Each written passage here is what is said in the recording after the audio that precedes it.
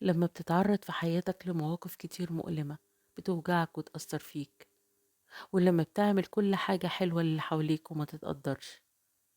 لما تقف جنب الكل وتساعدهم بحب وما تلاقيش اللي يقف معاك ويساعدك،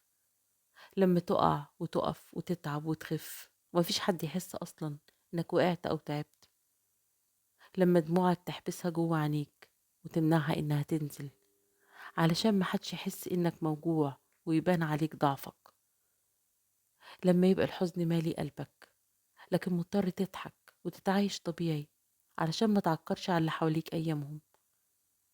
لما يتكسر خاطرك وما تلاقيش حد يقولك معلش ولا يطبطب عليك، لما بتحس بكل المشاعر دي بتحزن وتتكسر وتضعف من جواك، لكن مع الوقت وإيمانك بربنا وقوتك الداخلية بتستقوى على الدنيا وعلى نفسك وعلى أحزانك، بتموت أي حاجة جواك بتضعفك، لأنك جربت إنك تضعف ومحدش يطبطب عليك. علمتك المشاعر دي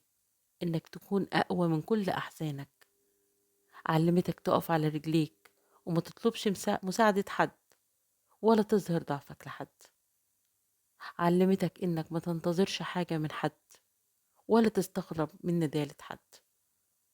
لأنك وقتها بتكون وصلت لمرحلة إنك اتعودت إن يكون اعتمادك على ربنا ونفسك وبس. أحيانا بيكون مشاعرك السلبية وتجاربك المؤلمة قوة دفع ليك، لأنها بتكون عامل قوي بيقوي إرادتك وبيساعدك تستقوى على نفسك وتكسر ضعفك وتقوم وتقف من جديد،